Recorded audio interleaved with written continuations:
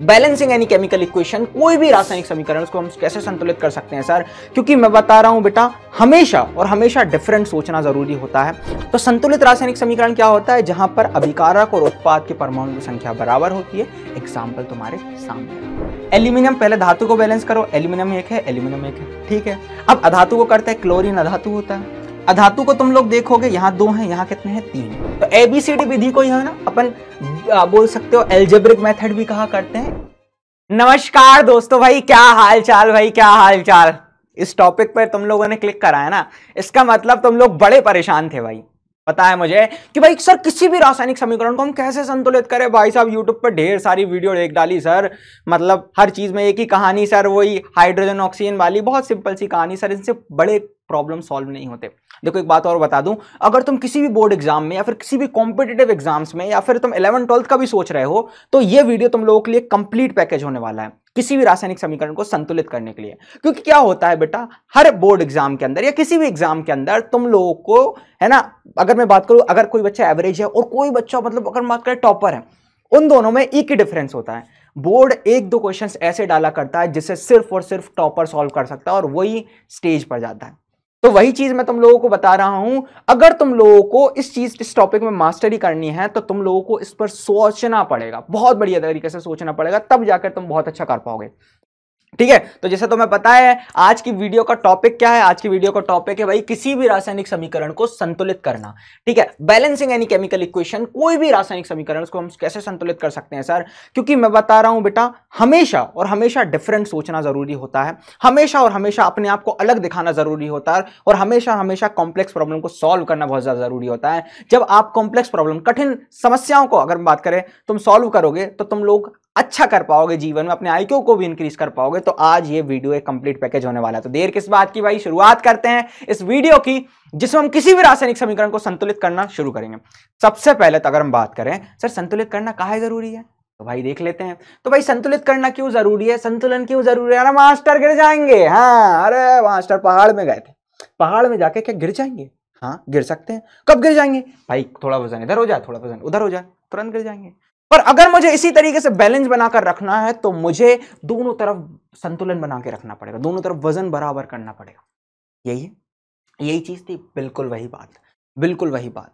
ठीक है, तो वही चीज को यहां पर हम बताएं रासायनिक समीकरण के अंदर। रासायनिक समीकरण के अंदर मुख्यतः हम दो रूप से चीजें को देखा करते हैं। पहला होता है हमारा अभिकारक। अभिकारक का मतलब क्या होता है सर जी? अभिकारक का मतलब होता है जो रासायनिक अभिक्रिया में भाग लेता है। उत्पाद क्या होता है? उत्पाद का मतलब होता है जो रासायनिक अभिक्रिया में बनता है। तो एक नियम होता है जिसका नाम है द्रव्यमान संरक्षण का नियम। द्रव्यमान संरक्षण का नियम यह कहता है कि जितना अभिकारक उतना उत्पाद, मतलब जितना पेट्रोल उतनी गाड़ी चलेगी, जितना गैस में सिलेंडर में गैस है उतना ही खाना बनेगा।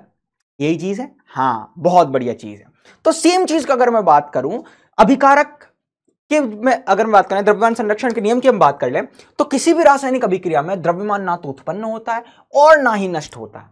इसलिए अभिकारक में या अभिक्रिया के पहले और बाद में परमाणु की संख्या बराबर होनी चाहिए। ठीक है, यही द्रव्यमान संरक्षण का नियम कहता था कि जितना अभिकारक उतना उत्पाद। ऐसा नहीं है भैया कि भाई अभिकारक हमने थोड़ा सा लिया और उत्पाद बने जा रहा है, ऐसा पॉसिबल ही नहीं भाई, है ना। समझ लो कि 1 लीटर पेट्रोल से तुम तुम्हारे घर से कश्मीर से लेकर अगर बात करें कश्मीर से कन्याकुमारी जा सकते हो क्या? नहीं जा सकते सर, है ना। तुम्हारे घर से कश्मीर जा सकते हो क्या? नहीं जा सकते सर। 1 लीटर से जितनी गाड़ी चलेगी मतलब 50-60 किलोमीटर चलेगी, बाकी खत्म। यही है, मतलब जितना अभिकारक था, जितना पेट्रोल था, उतनी ही गाड़ी चली, उतनी कार्बन मोनोऑक्साइड या कार्बन डाइऑक्साइड बनी, खत्म कहानी। यही चीज है, यहीं पर बताया गया। तो भैया ये संतुलित रासायनिक समीकरण क्या होता है? अगर मैं तुम लोगों को एक बहुत प्यारी सी चीज बताऊं तो अभिकारक में परमाणु की संख्या बराबर होती है उत्पाद में परमाणु संख्या के। तो अभिकारक है ना में जो परमाणु की संख्या है, में जो परमाणु की संख्या है, परमाणु की संख्या है वो बराबर होना चाहिए, वो बराबर होना चाहिए उत्पाद में परमाणु की संख्या। किसके? उत्पाद में परमाणु की संख्या। उत्पाद में परमाणु की संख्या के, ये बराबर होना चाहिए भैया। इसी को हम बोला करते हैं संतुलित रासायनिक समीकरण। इसी को हम बोला करते हैं संतुलित रासायनिक समीकरण। अगर ये नहीं है तो संतुलन करो भाई, ये नहीं है तो संतुलित करो भाई बहुत प्यारे तरीके से। मुझे पता है तुम लोगों ने बहुत सारी वीडियोस देख ली होगी, है ना। इस वीडियो को देखो, तुम्हें मजा आने वाला है, ठीक है। कई सारी ट्रिक्स अपन शेयर करने वाले हैं। तो सबसे पहले अगर हम बात करें एक संतुलित रासायनिक समीकरण सर होता क्या है, एक संतुलित रासायनिक समीकरण क्या होता है। अगर मैं बात करूं, जैसे मेरे पास फॉर एग्जाम्पल, है ना, जैसे फॉर एग्जाम्पल मेरे पास एक समीकरण में लिख रहा हूं, तुम लोग बताना कमेंट में, जल्दी से बताओ, वीडियो को पॉज करो।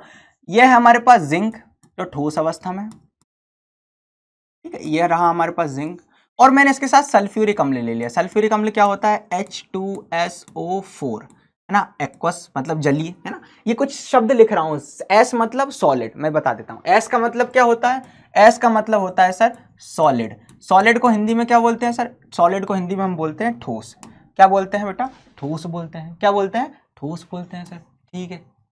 S को हम क्या बोलते हैं भैया, सॉलिड। सॉलिड का मतलब क्या होता है भैया, ठोस, है ना। तो सॉलिड इंग्लिश में अपन सॉलिड बोलते हैं, सॉलिड का मतलब होता है ठोस। तो ज्यादातर हम धातुएं जो देखते हैं ना, जैसे जिंक, सोडियम, पोटेशियम, है ना, मैग्नीशियम, ये सभी क्या होती है, ठोस होती है। फिर एक होता है द्रव, लिक्विड, है ना, द्रव। द्रव तो ज्यादातर हम पानी के लिए यूज करते हैं ना, मतलब इंग्लिश में इसको अपन बोलते हैं लिक्विड, है ना। मैं लिख देता हूं यहाँ, इंग्लिश में इसको अपन क्या बोलते हैं, लिक्विड बोलते हैं। वेरी गुड, बहुत बढ़िया, है ना, लिक्विड बोलते हैं सर जी। लिक्विड मतलब द्रव, बहुत बढ़िया। एक होता है गैस, क्या होता है, गैस। गैस को हिंदी में भी अपन क्या बोल रहे हैं, गैस ही बोल रहे हैं। क्या बोल रहे हैं, गैस ही बोल रहे हैं। और आखिरी में लिखा होता है AQ। AQ का मतलब होता है एक्वस। क्या होता है, एक्वस। एक्वस का मतलब ये होता है जलीय। जलीय मतलब पानी में घुला हुआ। जैसे पानी को नमक को पानी में घोल दिया तो वो हो जाएगा जलीय। पोटेशियम क्लोराइड को पानी में घोल दिया तो वो हो जाएगा जलीय। तो जलीय क्या होता है, जल में घुला हुआ, है ना, जल में घुला हुआ। अब जिंक को हमने तनु सल्फ्यूरिक अम्ल से अभिक्रिया करवाई। किससे करवाई, तनु सल्फ्यूरिक अम्ल से हमने क्या करवाई, अभिक्रिया करवाई। क्या करवाई, अभिक्रिया करवाई। इन दोनों ने अभिक्रिया जब करी तो बनाया ZnSO4। क्या बनाया, ZnSO4, और यहां से हाइड्रोजन गैस निकल गई। मुद्दा ये नहीं है, अब मुद्दा ये है कि तुम लोग मुझे ये बताओ, क्या ये संतुलित रासायनिक समीकरण है। वीडियो को पॉज करो। ये जिंक सल्फेट है और ये हाइड्रोजन गैस है, क्या ये संतुलित रासायनिक समीकरण है, बताओ क्या ये संतुलित रासायनिक समीकरण है। तुम बोलोगे सर देख लेते हैं, देख लेते हैं। कैसे देखेंगे, बढ़िया तरीके से एक टेबल बनाओ जिसमें क्या लिखोगे, अभिकारक लिखोगे। अभिकारक कहाँ होते हैं, लेफ्ट हैंड साइड होते हैं। क्या होता है, लेफ्ट हैंड साइड। कौन कौन अभिकारक है सर, एक है अभिकारक में जिंक है, फिर कौन है सर, एक हाइड्रोजन है, ठीक है, और कौन है, एक सल्फर है सर, ठीक है, सारे तत्वों के परमाणु लिख लो, और एक ऑक्सीजन है। चलो अभिकारक क्या होते हैं, जो लेफ्ट साइड होते हैं। जिंक कितने हैं यहाँ पर सर, एक है सर जी, एक। हाइड्रोजन कितने हैं सर, हाइड्रोजन 2 है यहाँ, ठीक है।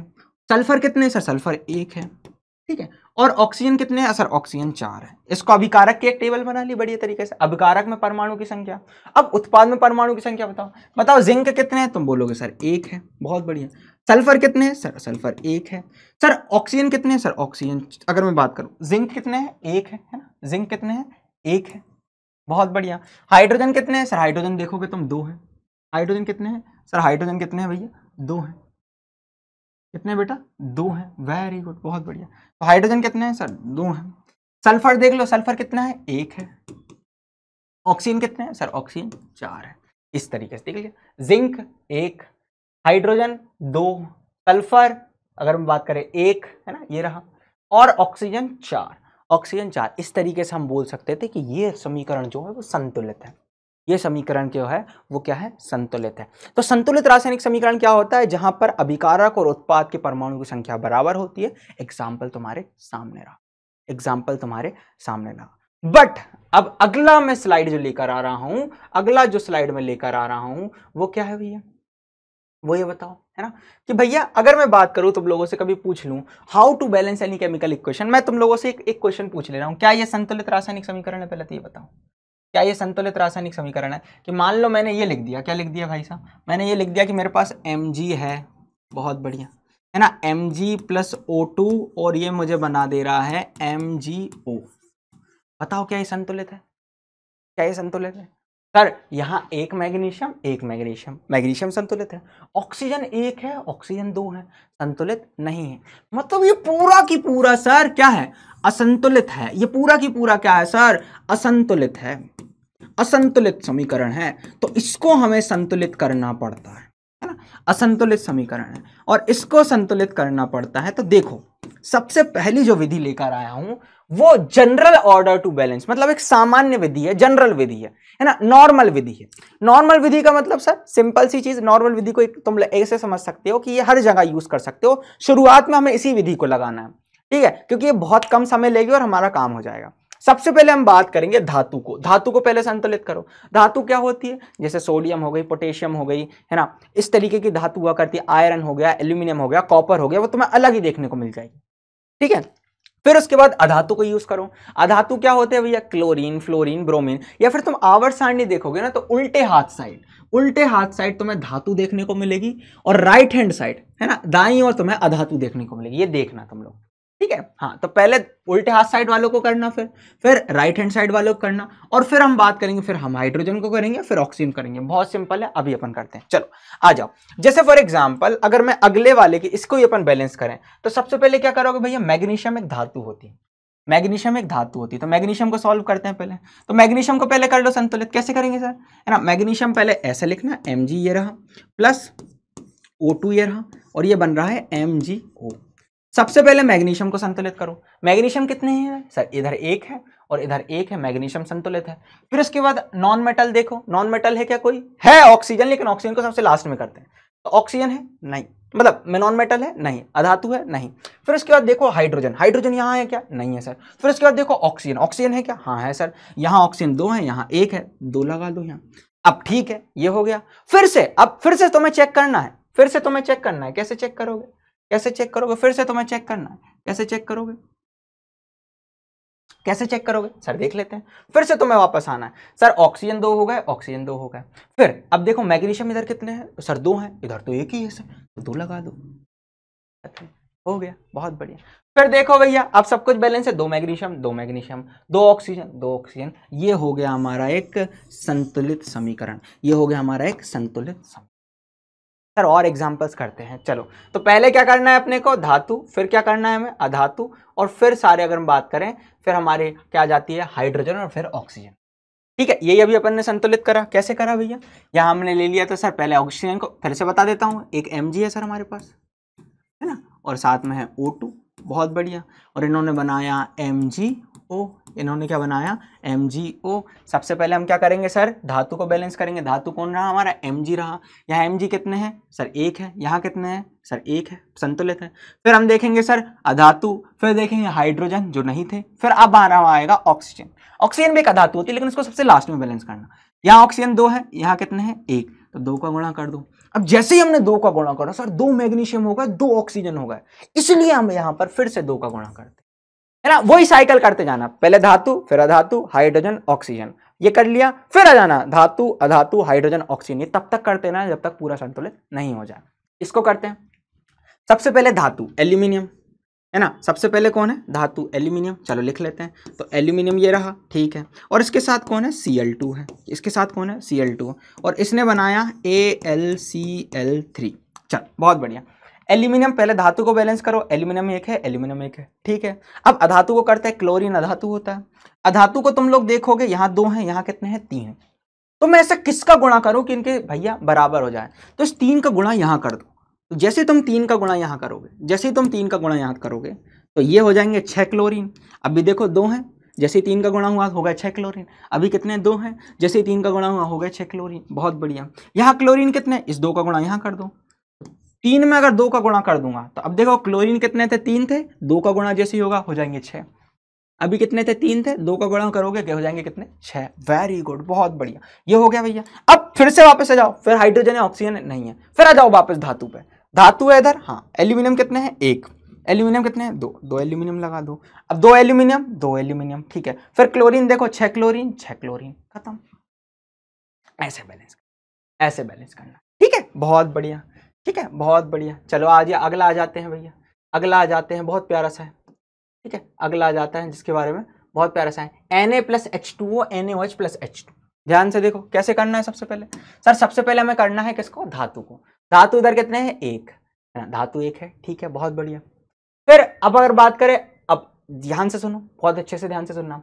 यहां पर अगर तुम देखोगे धातु हो गया हमारा, अब हम बात करेंगे किसकी, अधातु की। अधातु मतलब सोडियम ऑक्सीजन हाइड्रोजन को छोड़ना था, छोड़ दिया तो कोई नहीं है।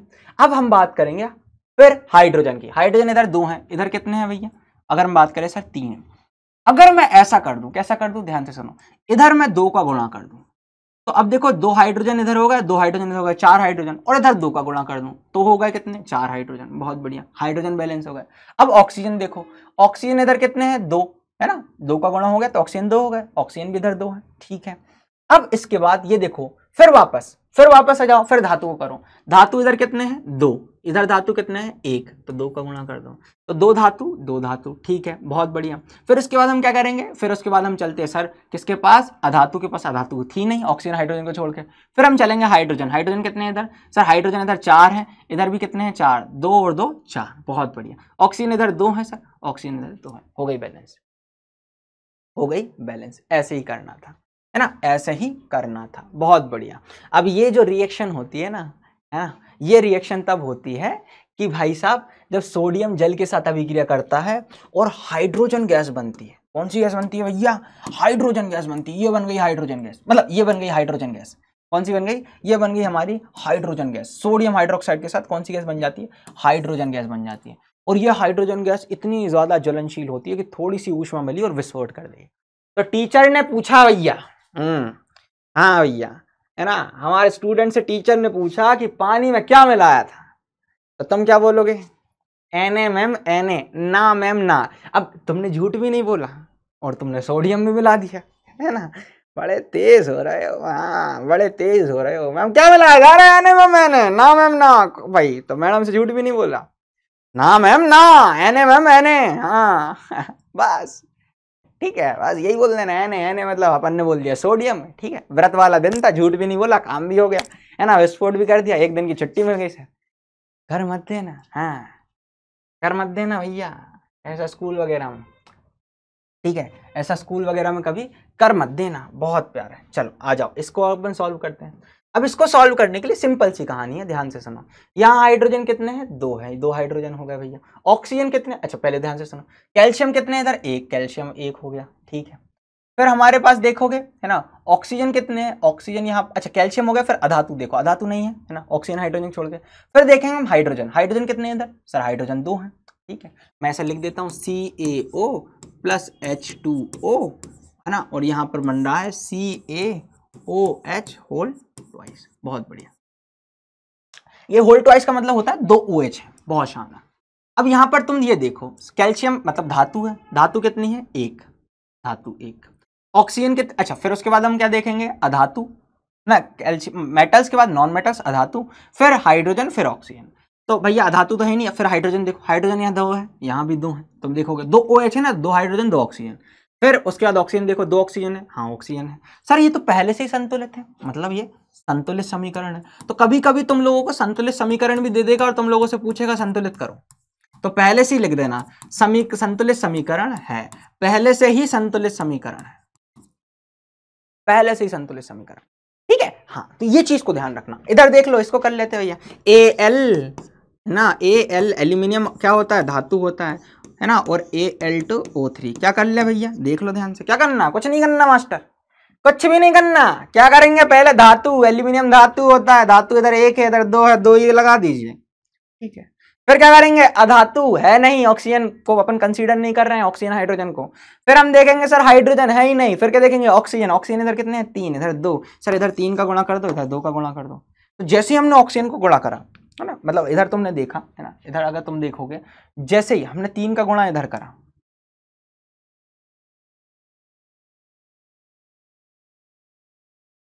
मिटा दें भैया, मिट जा रहे, हाँ। तो यहां पर तुमने देखा, हमने जैसे ही गुणा करा किसमें, जैसे ही हमने गुणा करा किसमें, इधर 3 का करा, है ना, तो ये 6 ऑक्सीजन हो गए।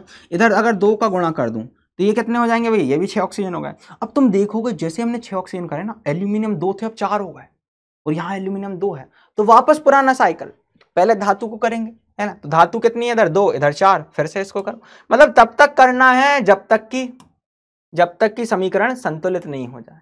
तो इधर अपन 4 एल्यूमिनियम लिखेंगे, हो गई बैलेंस, हो गई बैलेंस, ऐसे करना, ठीक है। हाँ, तो यही अप्रोच को अपन को यूज करना है ताकि आगे चल के अपने को काम आ जाए, ताकि आगे चल के हमको काम आ जाए, ठीक है, बहुत बढ़िया। अब आती है ABCD विधि। ये जो विधि है ये काफी एक कंप्लीट पैकेज है, इसको थोड़ा सा ध्यान रखना कैसे करके पंकज सर करवा रहे हैं, फिर अपने को सॉल्व करना। तो ABCD विधि को ही है ना अपन बोल सकते हो एल्जेब्रिक मेथड भी कहा करते हैं, ABCD मानना है ना। ध्यान से सुनना, किसी भी समीकरण को अगर संतुलित करना है तो हम ABCD विधि द्वारा ही करेंगे। किस विधि द्वारा करेंगे? ABCD विधि द्वारा ही करेंगे। जैसे फॉर एग्जांपल मेरे पास ये क्वेश्चन आ गया, कौन सा क्वेश्चन आ गया सर जी? तो मास्टर के सामने आ गया है, क्या मास्टर ने लिया है तुम लोगों के सामने। तो मान लो ये क्वेश्चन है, क्या है भैया कि Fe है, जो कौन सा है भैया Fe रहा, और Fe H2O के साथ अभिक्रिया कर रहा है। किसके साथ कर रहा है? H2O के साथ अभिक्रिया कर रहा है, और ये निर्माण कर रहा है Fe3O4 का, जो आयरन का ऑक्साइड होता है, और साथ में गैस निकल रही है जिसका नाम है हाइड्रोजन गैस। क्या निकल रही है? Hydrogen gas. गैस वगैरह अपन नहीं लिखते हैं, बस सिंपल लिख देते हैं, हाइड्रोजन निकल रही है। इसको संतुलित करना। अब इसको संतुलित करने के लिए तुम लोगों को सबसे पहली बात एक चीज आना चाहिए कि भैया जब इस तरीके का समीकरण को संतुलित करना है, असंतुलित है, तो इनके सामने पहला नियम ये कहता है, फर्स्ट नियम कहता है कि ABCD मान लो। इधर A बोल दो, इधर B बोल दो, इधर C बोल दो, इधर D बोल दो। हमें नहीं पता कौन सा नंबर आने वाला है, हमने तो इनका नाम रख दिया ABCD। ABCD क्या रख दिया? ABCD नाम रख दिया। चलो, है ना, तेरे हवाले कर दिया, वही चीज करते हैं। तो चलो भैया देख लेते हैं, ABCD हम बात कर लेते हैं, ठीक है। तो अगर मैं उस समीकरण को फिर से लिखूं, यहां लिख देते हैं कि भाई मेरे पास सर जी Fe था, है ना, मेरे पास क्या था सर जी? मेरे पास Fe था, मैं लिख देता हूं यहां पर, ये रहा Fe। अब Fe जो था, है ना, Fe जो था, ठीक है, Fe जो था उसने H2O के साथ अभिक्रिया करी, ठीक है, बना दिया क्या? Fe3 आयरन का ऑक्साइड O4 और साथ में हाइड्रोजन गैस। तो सबसे पहले तो हमें इसको ये देखना है कि संतुलित है कि नहीं। नहीं है सर, बिल्कुल नहीं। कैसे नहीं है? देख लो, अगर मैं यहाँ Fe लिखूं, यहाँ हाइड्रोजन लिखूं और यहाँ ऑक्सीजन लिखूं, और हम देखें कैसे लिखें सर, देख लेते हैं। मान लो यहाँ देखो तुम लोग, यहाँ आयरन कितने हैं सर? आयरन 1 है, ठीक है। ऑक्सीजन कितने हैं सर? आयरन इधर कितने हैं सर? 3 है। और भाई साहब यहाँ हाइड्रोजन कितने हैं? हाइड्रोजन तो 2 है। हाइड्रोजन इधर कितने हैं? 2। ओहो, हाइड्रोजन संतुलित है लेकिन ऑक्सीजन नहीं। चलो वही बात कर लें हम, यहाँ पर तुम देखोगे ऑक्सीजन इधर कितने हैं सर? ऑक्सीजन 1 है। यहाँ ऑक्सीजन कितने हैं सर? ऑक्सीजन 4 है। कितने हैं? 4। इधर 1 इधर 4। ओ भाई साहब ये भी संतुलित नहीं है। तो जब ये संतुलित नहीं है तो हमें क्या करना है? हमें कुछ नहीं करना मास्टर, हम तो सिर्फ सिंपल सी चीज करेंगे, ABCD मान लेंगे और एग्जाम इसको सॉल्व करेंगे। आ जाओ, बहुत सिंपल है। सब परमाणु के लिए हमको क्या बनानी है? इक्वेशंस बनानी है। मैं तुमको बताता हूं कैसे बनानी है, बहुत सिंपल सी मैथ्स है, ठीक है। तो जैसे अगर मैं बात करूं, ABCD की ही हम बात कर लें, ABCD की ही बात कर लें, ठीक है। तो अगर हम इसको देखें, है ना, अभी अगर हम इसको देखें, बहुत प्यारी सी चीज़ है ना, जिसको मैं तुम लोगों को बताने वाला हूँ, ठीक है, जिसको मैं तुम लोगों को बताने वाला हूँ बहुत बढ़िया तरीके से, ठीक है, मैं तुम लोगों को दिखाता हूँ, ठीक है, बहुत बढ़िया। तो ABCD मेथड में क्या करना है हमें? देखो ध्यान से, कि जैसे फॉर एग्जाम्पल, है ना, जैसे फॉर एग्जाम्पल हमारे पास ये रही इक्वेशन Fe प्लस H2O दे रहा है Fe3O4 प्लस H2। अब तुम्हें क्या करना है? ध्यान सुनो, इसको ABCD मान लो। क्या मान लोगे? ABCD। पहले मेथड क्या है? ABCD, ठीक है, इस तरीके से ABCD मान ली। अब क्या करना है? अब देखो ध्यान से, अब कुछ नहीं करना है ना, अब कुछ नहीं करना है। हर परमाणु के लिए एक इक्वेशन बनानी है ना। तुम्हें पता है ना, एरो किस तरफ और इस तरफ भाई मान बराबर होना चाहिए। तो फर्स्ट स्टेप तो ये हो गई। सेकंड स्टेप में क्या करना है भैया? सेकंड स्टेप में क्या करना है? सबके लिए इक्वेशंस बनाओ, समीकरण बनाओ। क्या बनाओ? समीकरण बनाओ। फर्स्ट में ABCD मान लो, दूसरे में क्या बनाओ? समीकरण बनाओ। चलो बनाते हैं। क्या करें? सबसे पहले हम बनाते हैं Fe के लिए। किसके लिए? Fe के लिए, आयरन के लिए। Fe के लिए बनाते हैं। चलो आ जाओ, Fe के लिए बनाते हैं। तो सबसे पहले हम Fe के लिए अगर मैं बनाऊं तो देखो, A के अंदर Fe कितने हैं सर? एक ही है, ठीक है। B के अंदर कितने हैं सर? कुछ नहीं। अब जैसे ही एरो आता है ना, बराबर लगाना, देखो बी के अंदर कुछ होता तो प्लस लगाते, है ना, ऐसे समीकरण बनाते चलना है। मतलब एफ ई को ए मान लो, है ना, ए के अंदर एफ ई कितने हैं, एक है, ठीक है। बी के अंदर कितने थे, कुछ नहीं, ठीक है, बराबर लगाओ, एरो आ गया। सी के अंदर कितने हैं सर, 3 है, तो 3 लिख देंगे। सी के अंदर कितने हैं, 3, तो अपन लिखेंगे 3 सी है, मतलब 3 इंटू सी। सी के अंदर कितने थे, 3, तो अपन लिख दे 3 इंटू सी। प्लस डी के अंदर कितने हैं, कुछ नहीं, तो ए बराबर 3 सी हो गया, बहुत बढ़िया। ए बराबर कितना हो गया, 3 सी हो गया, बहुत बढ़िया। चलो सेम चीज अगर हम बात करें, अब एफ ई हो गया, फिर हम बात करेंगे हाइड्रोजन के लिए, एच के लिए, एच के लिए, हाइड्रोजन के लिए। तो हाइड्रोजन भैया ए के अंदर कितने हैं, कुछ नहीं सर। बी के अंदर कितने हैं, 2, तो अपन लिखेंगे 2 इंटू बी बराबर। सी के अंदर कितने हैं, तो सी के अंदर सर हाइड्रोजन है ही नहीं। डी के अंदर कितने हैं, तो तुम बोलोगे डी के अंदर सर 2 हाइड्रोजन है, तो अपन लिख देंगे 2D। 3 होते थे 3D, 4 होते थे 4D, समझ रहे हो ना, है ना, मतलब जिसके अंदर जितने हैं उतने का अपने को गुणा कर देना, बहुत बढ़िया। तो 2B बराबर, अगर हम बात करें 2D, तो हम बोल सकते हैं 2 से 2 कैंसिल, है ना, तो हम बोल सकते हैं B बराबर D, B बराबर D, बहुत शानदार। चलो अगले की बात करते हैं। अगला आया हमारे पास Fe हो गया, हाइड्रोजन हो गया, ऑक्सीजन की बात करते हैं। तो O के लिए हम बात कर लेते हैं, इसके लिए बात कर लेते हैं, O के लिए बात कर लेते हैं। तो O के लिए बात कर लो भैया, O मतलब ऑक्सीजन के लिए। बताओ A के अंदर कितने हैं, जल्दी बताओ सर, एक भी नहीं। B के अंदर कितने हैं बताओ जल्दी से, सर B के अंदर 1 है, तो B बराबर लिख दिया अपन ने। अच्छा एरो आ गया तो बराबर। C के अंदर कितने हैं सर, 4, तो 4C लिख देंगे। D के अंदर कितने हैं, 0, तो B बराबर 4C, B बराबर 4C, B बराबर 4C। अब कुछ नहीं करना, अब उस संख्या को A मान लो, उसको A मान लो, है ना, उसको A मतलब 1 मान लो, है ना, उस